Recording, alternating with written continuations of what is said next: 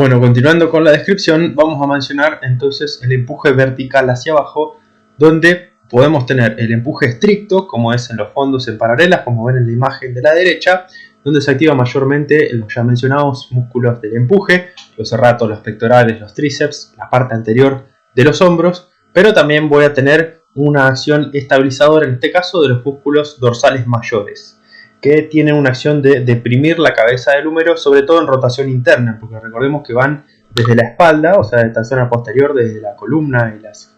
crestas ilíacas a nivel posterior, se dirigen hacia arriba y hacia adelante y se insertan en el fondo de la corredera bicipital. Entonces va a ser imposible prácticamente separar el trabajo de la musculatura de los dorsales mayores del trabajo que estamos haciendo en los fondos. Y esto lo menciono porque muchas veces creemos que el ejercicio de hacer fondos va a tener mayor predominancia de acción sobre los pectorales y los tríceps, y si bien esto es en parte correcto, no tenemos que olvidar que si venimos a veces de un trabajo de dorsales muy fuerte, vamos a estar con algunas dificultades para ejecutarlo y a veces vamos a querer forzar la cantidad de repeticiones que vamos a hacer y vamos a fatigar excesivamente este músculo dorsal mayor, y es probable que se inflame esta zona anterior del hombro, que muchas veces se la asocia a una tendinitis del bíceps. Muchas veces tiene que ver con la cantidad de sobrecarga de este músculo, de este tendón correspondiente al músculo dorsal mayor, que se sobrecarga tanto en los empujes, en las tracciones, como en los empujes verticales hacia abajo. Ni hablar si, como en la imagen de la izquierda, están practicando ejercicios de gimnasia en anilla o en barra, van a tener manifestaciones, sobre todo pliométricas, si están trabajando en los kip o los rebotes, de acciones pliométricas sobre estos tendones. Y los tendones con las acciones pliométricas, digamos, se llevan bien, pero hasta cierto punto. No podemos exceder la cantidad de trabajo pliométrico que nosotros hacemos sobre esta musculatura, porque más bien no sobre la musculatura, sino sobre la zona tendinosa, porque los tendones tardan más en adaptarse que los músculos, porque son un tejido que está menos vascularizado. Entonces recordemos que las acciones de empuje vertical hacia abajo, si venimos de la metodología de la gimnasia, donde aprendemos el kip, ya vamos a estar sobrecargando muchas veces la zona de los músculos dorsales. Y si venimos de lo que es el fitness convencional, en estos empujes recuerden que se puede sobrecargar esa zona anterior del hombro, porque en esta zona van a converger los tendones de pectorales, bíceps y dorsal mayor, pero muchas veces el músculo que realmente está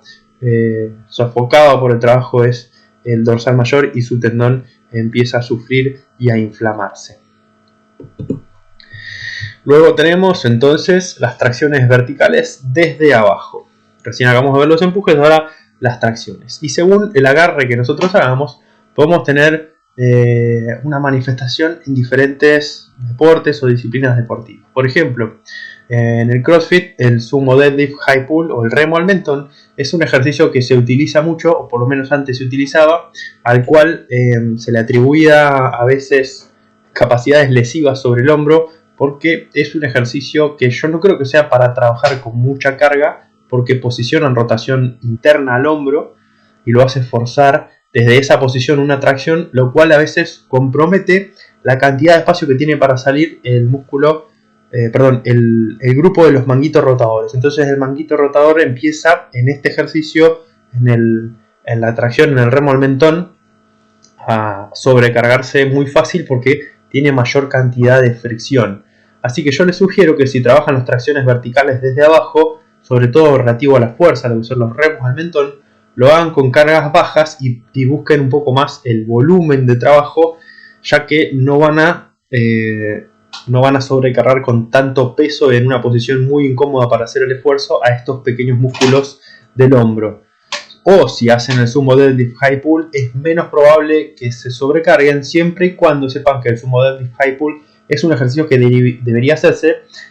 con una carga que sea representativa para los miembros superiores, y no pensando en la cantidad de fuerza que ustedes pueden aplicar con los miembros inferiores. O sea, en el sumo deadlift high pull no me importa tanto lo que hago con las piernas, porque es más bien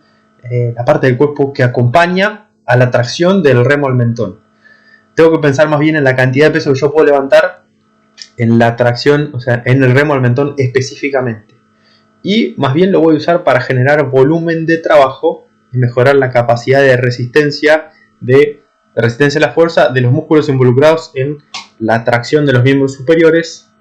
para acompañar lo que sería una rutina más de resistencia cardiovascular o estamina o resistencia a la fuerza, como un entrenamiento de CrossFit. En el caso de la imagen que tenemos a la izquierda,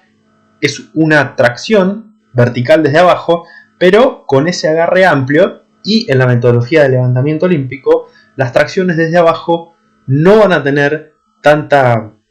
sobrecarga mecánica por repetición sobre los músculos del manguito rotador de los hombros, sino que van a tener un poco más de sobrecarga mecánica por el exceso de peso, o sea, por los kilos y por la intensidad que tienen que soportar para estabilizar los brazos por encima de la cabeza. O sea, en una metodología de trabajo como el levantamiento tenemos por la cantidad de kilos y por la tracción y la fuerza isométrica necesaria para sostener la carga,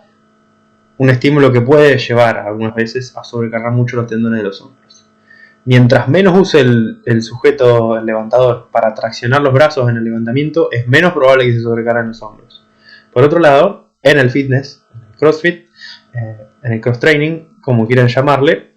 y en el fitness del culturismo simplemente, el remo al mentón o la tracción vertical desde abajo es un ejercicio que por volumen de trabajo e intensidades demasiado elevadas para el volumen que se utiliza, puede generar dolor en los músculos, en el tendón correspondiente, digamos, a los músculos del manguito rotador. Entonces, tener en cuenta que si bien pueden usarlo para levantamiento como todas las tracciones, como un ejercicio accesorio metodológico muy bueno para practicar el tirón y la metida, tengan en cuenta que en algunas intensidades muy altas, si usan mucho volumen para lo que es la planificación en el levantamiento, pueden tener algunos problemas. Mientras más, sobre todo mientras más utilización de los brazos, que es un error, tenga el levantador, ¿sí? O sea, mientras el levantador sea menos competente en sus levantamientos, en la fase técnica, y más use los brazos para subir la carga, es más probable que se lesione. Por otro lado, en el fitness, mientras más carga intensa con el volumen de trabajo necesario para el desarrollo muscular ustedes quieran utilizar, en el fitness como el CrossFit o en los gimnasios, es más probable que expongan a esos músculos rotadores de los hombros a lesionarse. Porque, como les digo, no está en una posición que le guste a esa masa muscular para realizar el esfuerzo de traccionar la barra hacia el mentón. Muy bien, tracciones entonces, pasamos, pero en este caso, al tren inferior, donde vamos a mencionar, como ya lo hice al principio de este pequeño curso, vamos a diferenciar la mayor, creo yo, el mayor detalle en cuanto a lo que ustedes pueden cambiar en las tracciones del tren inferior. En uno en el peso muerto sumo y en el otro en el peso muerto convencional que ven a la derecha. ¿Qué vamos a tener en cuenta para ver qué utilizamos? Bueno, en principio la comodidad del sujeto para realizar el movimiento, y tal vez en segundo lugar lo que nosotros observemos como una mejor ejecución técnica. Ahora, tenemos que decir que la comodidad del sujeto puede ser inversamente proporcional a la ejecución técnica que nosotros observamos. A veces vamos a ver que el sujeto se siente muy cómodo con una técnica que es pobre, mala, y que vemos que no lo favorece, y en eso tenemos que explicarle por qué sucede y tenemos que poder cambiarlo, ¿no? Y en otros casos vamos a ver que solamente el sujeto va y se coloca frente a la barra y ya encuentra la posición óptima para levantar la carga desde el suelo. Por lo general, como mencioné en un principio, como vemos en la imagen de la izquierda, en sujetos que tienen piernas largas, no estoy hablando de ese sujeto en particular, pero sino que sujetos que tienen piernas largas van a elegir el sumo deadlift, o sea, con la pisada más abierta, porque el recorrido que tiene que hacer la barra para llegar hasta arriba de todo es menor. Ahora, así como en sujetos de piernas largas van a elegir esta posición porque el recorrido de la barra es menor, en sujetos que compiten van a elegir este tipo de peso muerto porque, como dije antes, el recorrido de la barra es menor. Entonces, la cantidad de esfuerzo que tienen que hacer para subir una carga relativamente alta, o sea, máxima de competencia, y para los tiros de práctica y la preparación, al tener un menor recorrido de la barra, es más cómodo para el levantador que va a competir utilizar este sumo deadlift. Pero no todos se sienten cómodos con el sumo deadlift. Hay atletas que ya prefieren, digamos, dejar de lado un poco la técnica, y vemos que hacen a veces un peso muerto con la espalda levemente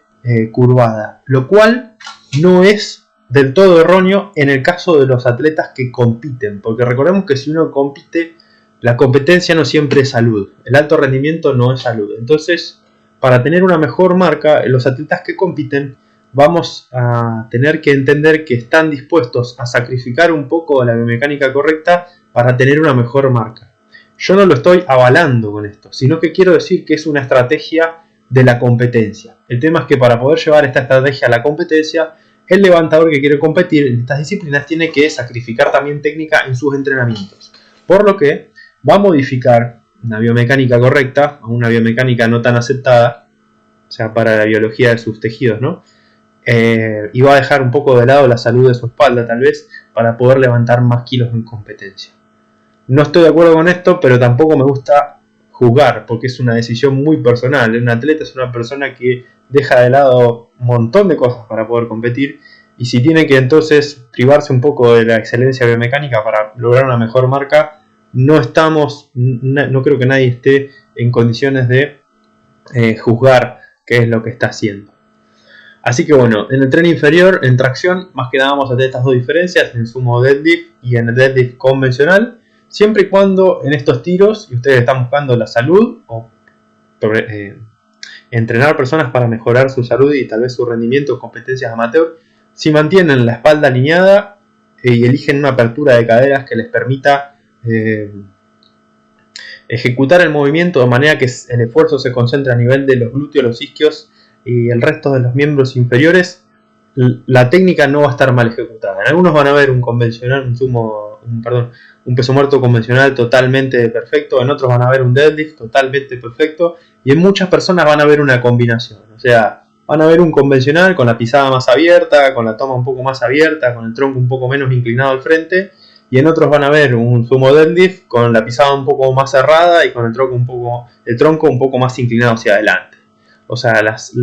modificaciones en las técnicas va a ir de acuerdo al estilo y a la comodidad que el atleta considere para su biomecánica y para lo que se sienta seguro en su ejecución.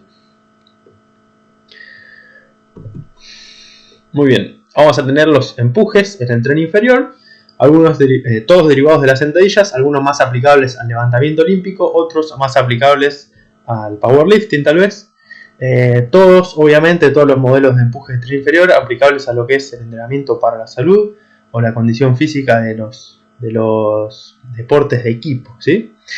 Vamos a tener, como ven a la derecha, la sentadilla frontal, que para mí es, a nivel de lo que son sobrecargas de columna, la que menos sobrecargas me produce en una combinación con la sentadilla con carga por delante del tronco que más peso me permite levantar. O sea, la sentadilla frontal me permite levantar más peso que una sentadilla goblet, por ejemplo, o una sentadilla searcher, por ejemplo, ¿sí? Porque la barra está mucho más estable al estar apoyada adelante de los hombros.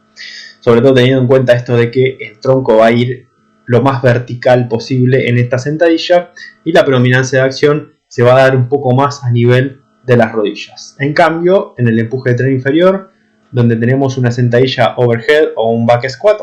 con barra baja todavía más, vamos a tener más acción de lo que son los músculos que están involucrados un poco más en la tracción, ¿sí? La zona baja de la espalda, los glúteos, los isquios van a tener un poco más de predominancia que en su par de la sentadilla frontal. El overhead squat por lo general tiene una relación muy directa con el back squat, simplemente que vamos a tener que tener en cuenta, según la capacidad de movimiento y elasticidad del tren superior del sujeto, según donde ubique la barra, vamos a tener que tener en cuenta ya ahí, sí, para que pueda hacer un buen overhead squat tenemos que empezar a visualizar si le damos algunos trabajos de movilidad del tronco, de escápulas, de los hombros específicamente, si le damos algo para el tren inferior para que pueda ubicar mejor la barra respecto a la posición de los pies.